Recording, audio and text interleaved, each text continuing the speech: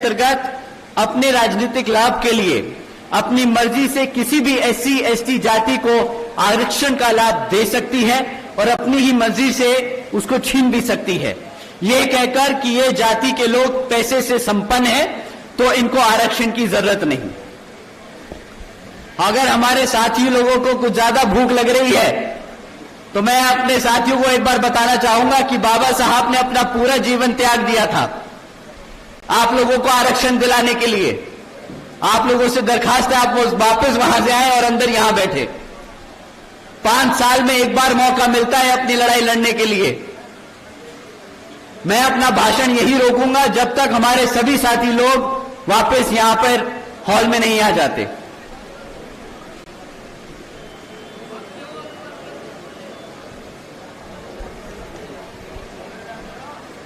साथियों, ये बात मैं आपस में जब हमारे सदस्यों के साथ मैं बैठता हूं, छोटी मीटिंगें लेता हूं, तब मैं ये उनसे हर बारी कहता हूं। वो मुझे बहुत शिकायत करते हैं कि सर है कुछ समर्थक हैं जो पद लेने तो आ जाते हैं परंतु काम नहीं करते। मैं उनसे बोलता हूं कि सर इन लोगों को आप पद देते हैं और इनसे उम्मीद करते हैं काम करे तो शायद वो अनफेयर होगा, वो वाकिफ नहीं होगा। आपको उनको पद देने के साथ साथ समझाना होगा कि ये जिस मूवमेंट में उन्होंने पद लिया है उस मूवमेंट के लिए कितना संघर्ष किया हमारे आदरणीय बहन जी ने, मान्यवर साहब ने, बाबा साहब डॉक्टर भीमराव अंबेडकर जी ने, और कितना मेहनत हमारा कार्यकर्ता करता है। एक आदमी जो पद लेकर या पटका पहनकर गुमराह करता है या काम नहीं करता, उससे पूरे समाज में जो सभी मेहनतकश लोग हैं जो दिन रात एक करते हैं इस समाज के लिए, इस पार्टी के लिए, इस मूवमेंट के लिए, उनके साथ वो गद्दारी करते हैं। ऐसे गद्दारों के साथ हमें हाथ बटाने की जरूरत नहीं, हमें इनको आगे बढ़ाने की जरूरत नहीं। तो हम इनको आगे से इग्नोर करके चलेंगे। साथियों, मैं अपना भाषण दोबारा रिज्यूम करता हूं। मैं कह रहा था कि यहां पर राज्य सरकारों को यह ताकत दे दी इस जजमेंट ने कि वो अपनी मर्जी से किसी भी एससी एसटी जाति में से आरक्षण का लाभ देना चाहे वो दे सकती हैं। किसी भी एससी एसटी जाति से लाभ छीनना चाहती हैं आरक्षण का तो वो छीन भी सकती हैं। साथियों, आप सभी जानते हैं आरक्षण की मूल भावना प्रतिनिधित्व की है, समाज को आगे बढ़ाने की है, लेकिन इसको बार बार गरीबी हटाओ योजना बनाने की कोशिश की जाती है कि कह के कि कोई जाति ज्यादा पैसे से संपन्न हो गई तो उसको आरक्षण की जरूरत नहीं। साथियों, भाजपा और कांग्रेस ने ये सोची समझी साजिश के तहत जजमेंट पास कराकर देश से आरक्षण खत्म करने के लिए ये पहला कदम उठाया है। आदरणीय बहन जी ने इस फैसले पर सवाल उठाया है और पूछा है कि क्या जिन्हें आरक्षण का लाभ मिला है क्या उनकी सामाजिक स्थिति बहुत बेहतर हो गई है, क्या उनके साथ आज भेदभाव खत्म हो गया है। मैं जानता हूं कि आज यहां मीटिंग में हमारे यहां से सर्व समाज से काफी बड़े बड़े लोग भी आए हैं, बड़े बिजनेसमैन भी हैं, काफी बड़े इंडस्ट्रियलिस्ट भी हैं, परंतु सच बात ये वो भी जानते हैं कि आज आप चाहे पैसे से कितने भी संपन्न हो जाएं, परंतु जिसकी सोच आज भी आपको नीचा देखने की है, आपको आपकी जाति के आधार पर देखने की है, वो आपको अभी कभी भी पैसे से आप कितने भी संपन्न हो जाएं, आपको कभी भी आपको अपना बराबर नहीं समझेगा। साथियों, जब तक हम ये सोच खत्म नहीं कर देते लोगों से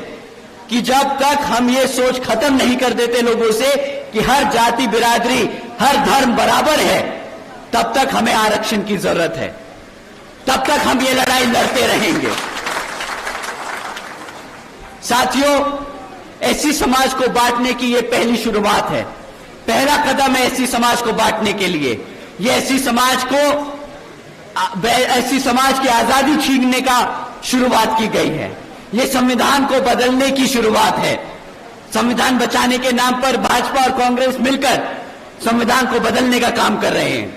आदरणीय बहन जी ने कहा है कि अगर यहां भाजपा के एनडीए और कांग्रेस की इंडिया अलायंस वाली पार्टियां जिसमें सपा आम आदमी पार्टी जैसी पार्टियां शामिल हैं, ये लोग अगर हमारे एससी एसटी समाज के आरक्षण के सच में हितैषी हैं, तो ये सब मिलकर पार्लियामेंट के जरिए रिजर्वेशन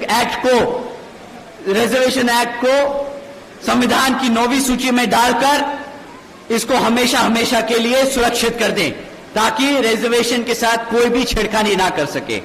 साथियों, लेकिन ये बिल्कुल भी बहन जी की मांग है, और इतना ही नहीं बल्कि बहन जी ने ये भी मांग की है कि जिस तरीके से ये जजमेंट पास किया गया है, आगे ऐसे जजमेंट पास ना हो, तो बहन जी की ये भी मांग है कि जुडिशरी में भी रिजर्वेशन लागू होना चाहिए, ताकि भविष्य में भी इस तरह के जजमेंट जो हमारे रिजर्वेशन के साथ खिलवाड़ करे वो कभी भी पास ना हो पाए।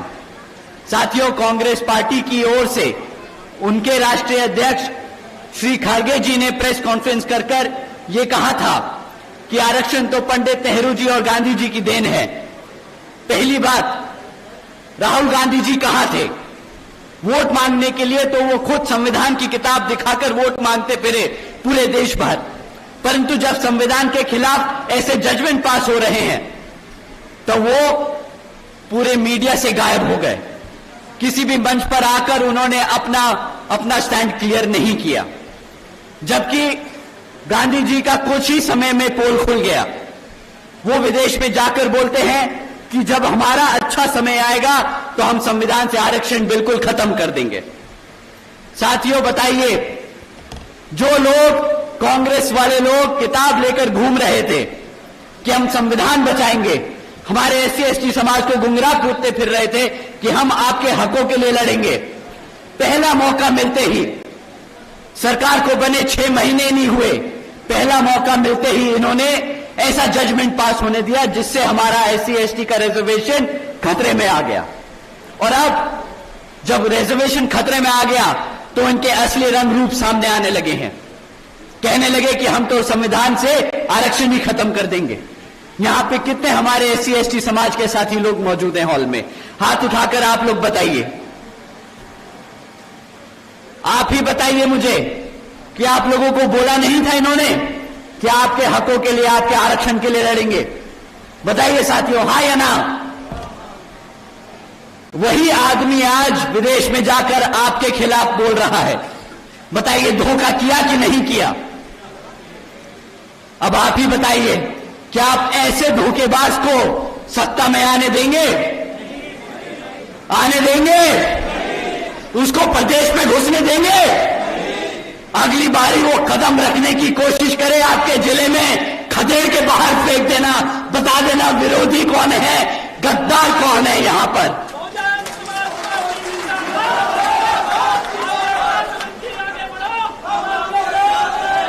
दूसरी बात साथियों, कांग्रेस के राष्ट्रीय अध्यक्ष जी एससी समाज से आते हैं, ये सब जानते हैं।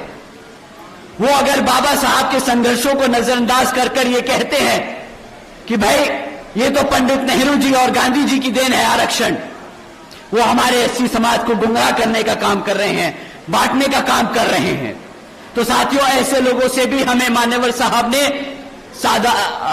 ऐसे ही लोगों से मान्यवर साहब श्री काशीराम जी ने हमें इनसे संभल कर रहने को कहा था।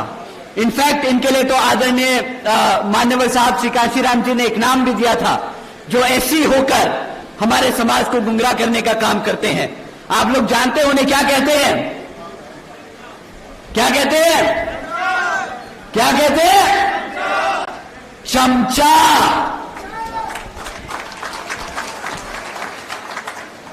कांग्रेस के राष्ट्रीय अध्यक्ष एक एससी समाज से आकर अगर बाबा साहब के काम को, संघर्ष को नजरअंदाज करते हैं तो वो कांग्रेस के क्या हुए? साथियों, ऐसे लोगों के लिए आज मान्यवर साहब श्री काशीराम जी ने एक किताब भी लिखी थी, चमचा युग। आप लोगों से दरखास्त है कि वो किताब जरूर पढ़िएगा, ऐसे लोगों से सावधान रहिएगा। तीसरी बात, पंडित नेहरू जी और गांधी जी आरक्षण तो दूर की बात है, वो दलितों के इतने विरोधी थे कि जब संविधान कमेटी के सदस्य चुने जा रहे थे तो बाबा साहब जी जिस लोकसभा से संसद में जिस लोकसभा से संसद में जाने वाले थे, तो वो पंडित नेहरू और गांधी जी ने वो कॉन्स्टिट्यूएंसी को ही पाकिस्तान का हिस्सा बनाकर उन्हें पाकिस्तान की संविधान कमेटी में भेजने का काम करा था। साथियों, जिन लोगों से बाबा साहब नहीं बर्दाश्त हुए, आप लोगों को लगता है कि बाबा साहब का दिया हुआ आरक्षण उन्हें बर्दाश्त होगा? आप लोगों को लगता है कि वो लोग आपके आरक्षण को बर्दाश्त कर पाएंगे? साथियों, ये बात आप अपने जहन में बांध लीजिए। गांव-गांव में अब प्रचार करना शुरू कर दीजिए। राहुल गांधी जी, हुड्डा जी, कांग्रेस बाबा साहब विरोधी थे, हैं और रहेंगे।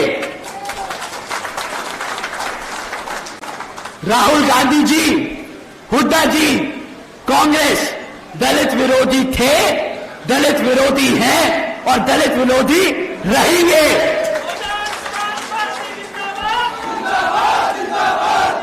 साथियों,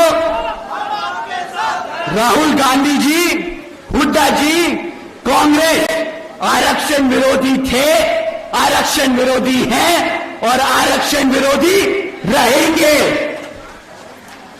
राहुल गांधी जी जैसे नेता जो आरक्षण खत्म करना चाहते हैं, आप सब जानते हैं, आप सब जान लीजिए, संविधान हमारी पहचान और आरक्षण हमारी आजादी छीनने नहीं देंगे आपको, छीनने नहीं देंगे आपको। साथियों, इन्हें तो अपने ही हरियाणा की दलित बेटी बर्दाश्त नहीं होती। बाबा साहब, मान्यवर साहब, आदरणीय बहन जी और हमारा समाज तो दूर की बात। आप सब ने देखा होगा, इन लोगों से हमारे हरियाणा की दलित की बेटी बर्दाश्त नहीं होती। आदरणीय शैलजा जी के लिए हुड्डा के समर्थकों ने कितना बुरा भला बोला, वो सब आप लोगों ने देखा।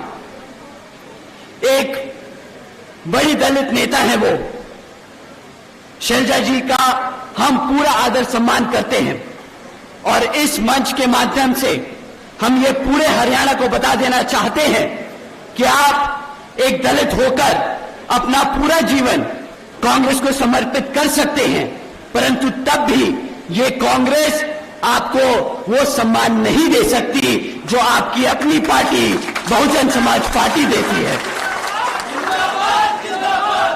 साथियों, मैं ये दोबारा दोहराऊंगा, राहुल गांधी जी, हुड्डा जी, कांग्रेस दलित विरोधी थे, दलित विरोधी हैं और दलित विरोधी ही रहेंगे।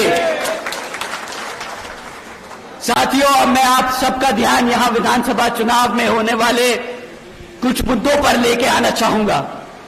साथियों, यहां पिछले 10 सालों से हरियाणा में भाजपा की सरकार चल रही है और अब जब चुनाव हमारे सर पर है तो ये भाजपा के लोग भी आप लोगों के बीच में आकर आपसे विभिन्न तरह के वादे करेंगे, आपसे वोट मांगने का काम करेंगे, परंतु साथियों, आपको इनसे सवाल करने होंगे। कभी भी जाति और धर्म के आधार पर मत सवाल करिएगा जो सत्ता में बैठा है। इनसे आपको मैं दरखास्त करूंगा कि आप सवाल करें इनसे, आप इनसे सवाल करें शिक्षा पे, रोजगार पे और यहां पर आसमान छूटी हुई महंगाई पे।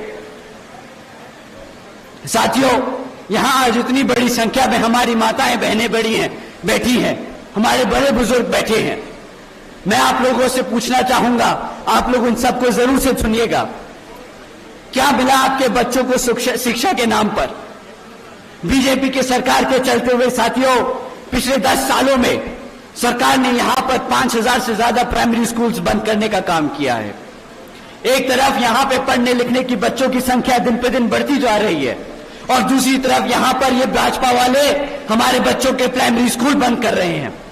इतना ही नहीं साथियों, आज 2200 से ज्यादा सरकारी सीनियर सेकेंडरी स्कूल्स में 1000 से ज्यादा स्कूलों में प्रिंसिपल्स तक नहीं है। हमारे सीनियर स्कूल्स में, सीनियर सेकेंडरी स्कूल में अगर प्रिंसिपल नहीं होंगे तो हमारे बच्चों को पढ़ाएगा लिखाएगा कौन? इतना ही नहीं, बल्कि 2017 से हमारे एससी एसटी ओबीसी समाज के छात्रों की जो स्कॉलरशिप का पैसा था जो सरकार से मिलता है, वो भी इन लोगों ने हमारे बच्चों को नहीं दिया। साथियों, जब आपके बच्चों के स्कूल बंद कर दिए जाएंगे, जब आपके बच्चों के स्कूलों में शिक्षकों को भर्ती नहीं किया जाएगा, उनके स्कॉलरशिप का पैसा रोका जाएगा, तो आप ही बताइए, क्या आपके बच्चों के भविष्य से ये खिलवाड़ होगा कि नहीं? बताइए, आपके बच्चों का भविष्य खतरे में डाला कि नहीं? यहां मेरे सभी युवा साथी हैं, आप बताइए कि आपकी पढ़ाई से खिलवाड़ किया कि नहीं? अरे अगर पढ़ाई से खिलवाड़ किया तो जरा बताओ चंडीगढ़ को कि खिलवाड़ किया, और दोबारा नहीं दोहराने देंगे। यहां पर दर्शन लाल खेड़ा को जिताकर विधानसभा में भेजने का काम करेंगे। वो यहां पे आपके बच्चों की शिक्षा के लिए काम करेंगे। साथियों, पिछले 10 सालों में यहां पर मिला है तो सिर्फ क्या, आपके बच्चों को पढ़ाई के नाम पर यहां पे पेपर लीकों की खबरें सुनने को मिली, बस और कुछ नहीं मिला है। साथियों, कोई भी ऐसा सरकारी डिपार्टमेंट नहीं बचा जिसकी भर्ती के परीक्षा के पेपर इन्होंने ना लीक किए हो। इन्हें बहाना मिल जाता है हमारे बच्चों को सरकारी नौकरी ना देने का।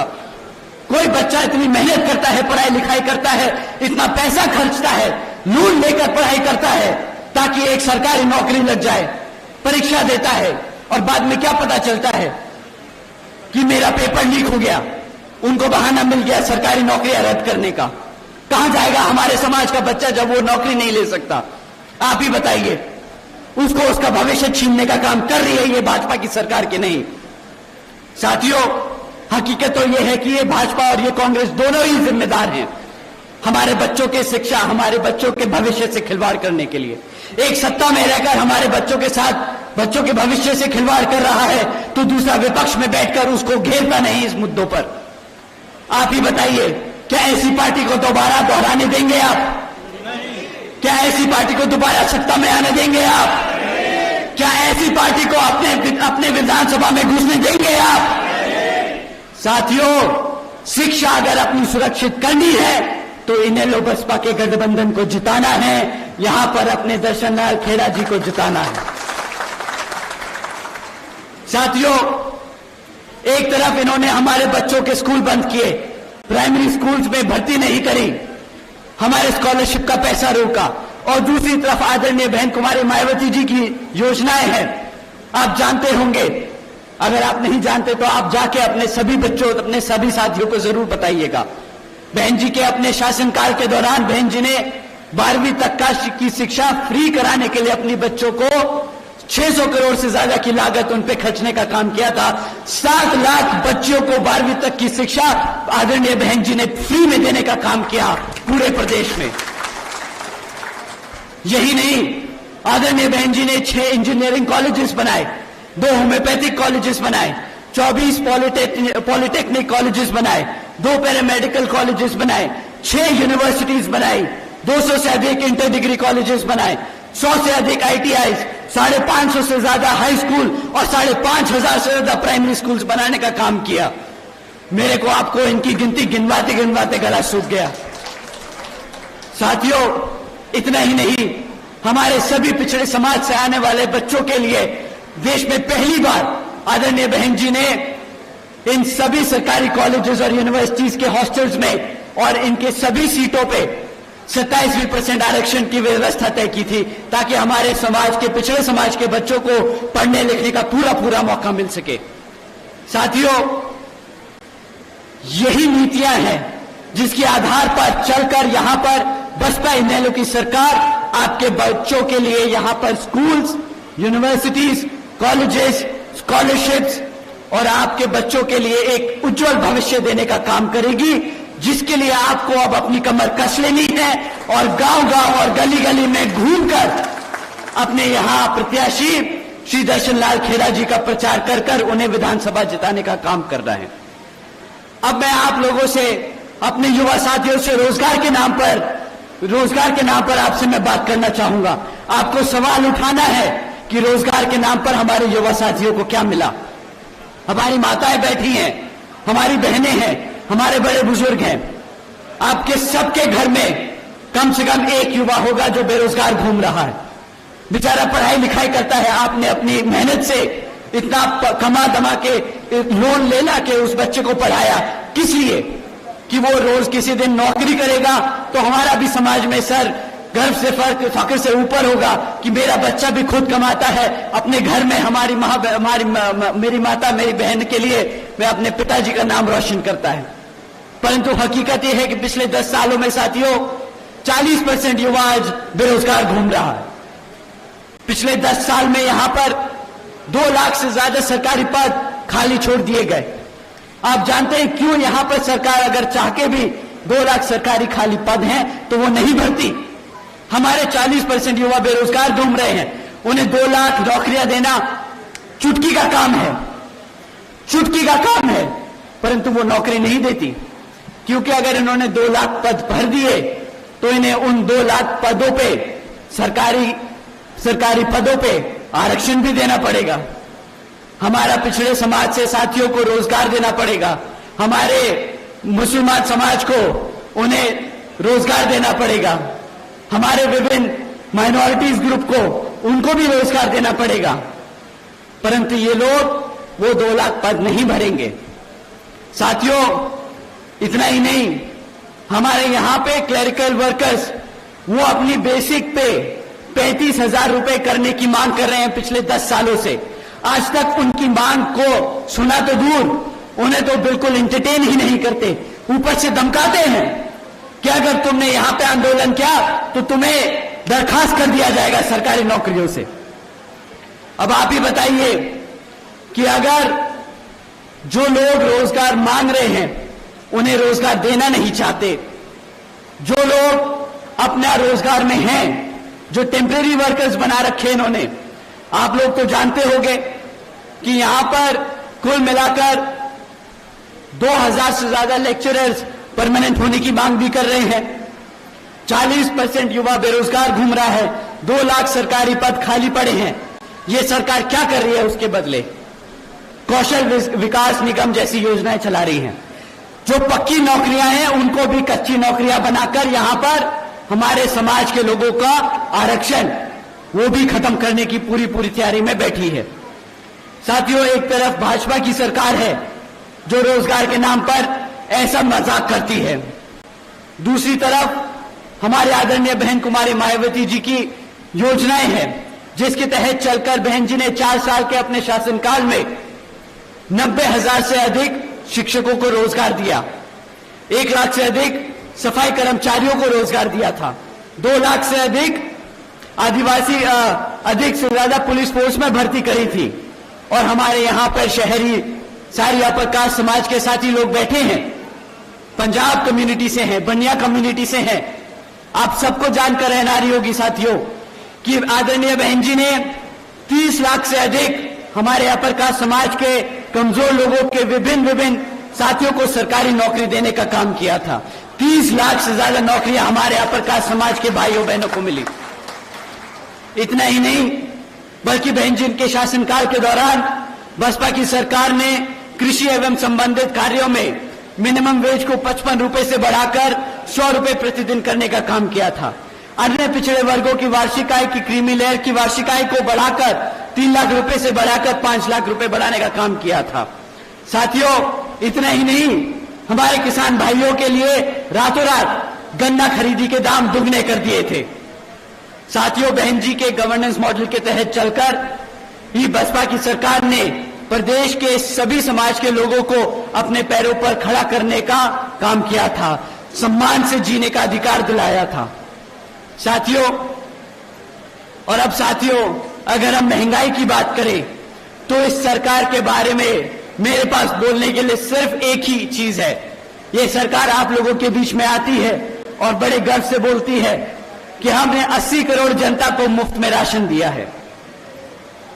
केंद्र और हरियाणा की भाजपा सरकार बड़े जोर से बोलती है कि इनके मंत्री लोग आपके लोगों के बीच में आकर बोलते हैं कि सरकार ने 80 करोड़ से ज्यादा देशवासियों को मुफ्त में राशन देने का काम किया है, परंतु ये समझते नहीं कि अगर इन्होंने 80 करोड़ से ज्यादा जनता को मुफ्त में राशन देने का काम किया तो इन 80 करोड़ जनता को मुफ्त में राशन देने की जरूरत क्यों पड़ी?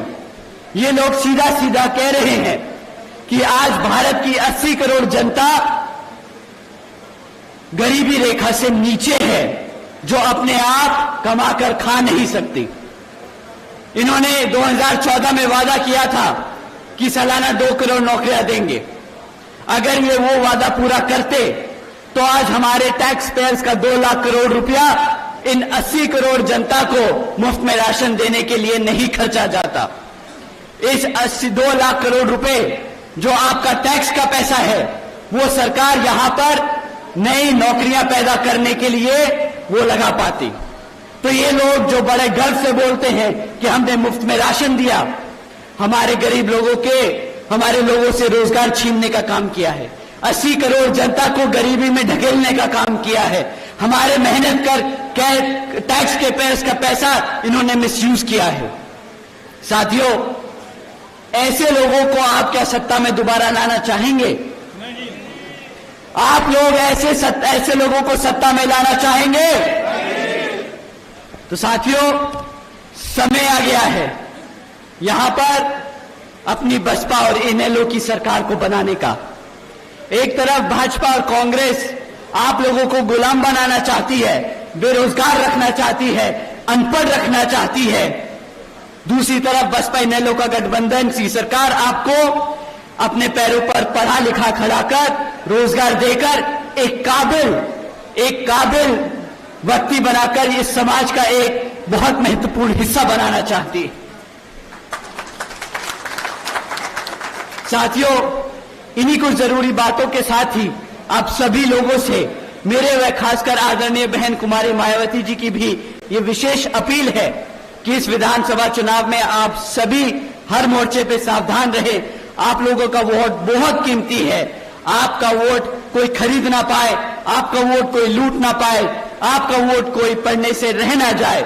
जाति, बिरादरी, धर्म, बल, मंदिर, मस्जिद या किसी भी भावना आदि के नाम पर कोई स्वार्थी आपको अपने जाल में फंसाकर आपके वोट का दुरुपयोग ना कर ले, क्योंकि देश के हर महिला, पुरुष व युवा को वोट डालने का अधिकार, यह महत्वपूर्ण बाबा साहब डॉक्टर भीमराव अंबेडकर जी की महत्वपूर्ण देन है।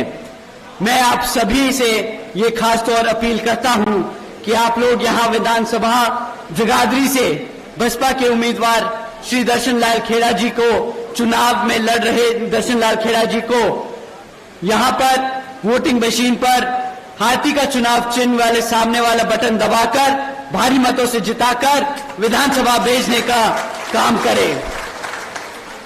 साथियों, कमर कसने का समय आ गया है।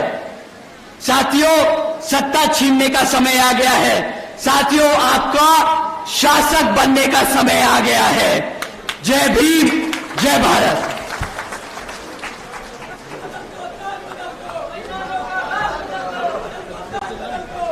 हमारे बीच भी इंडियन नेशनल लोकदल पार्टी के पूर्व विधायक दिलबाग सिंह जी भी पहुंचे हैं।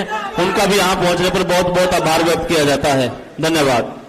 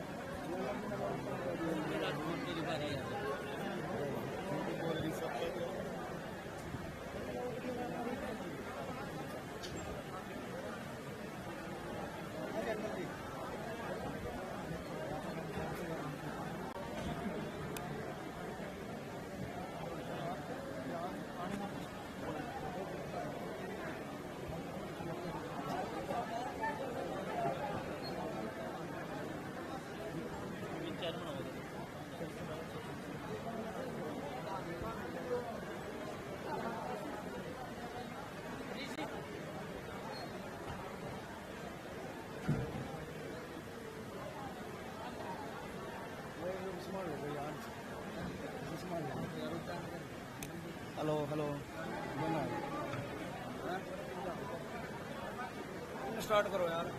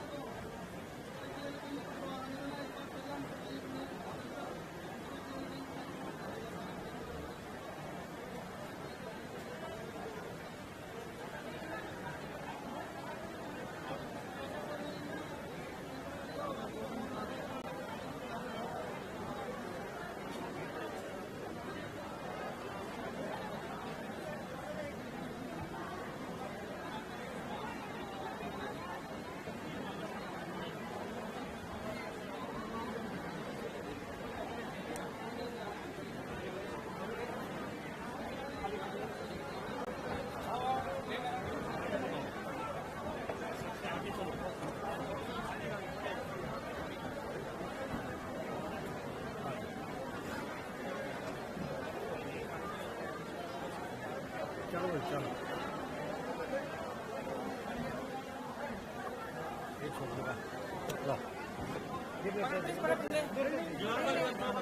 साथियों हेलो हेलो हेलो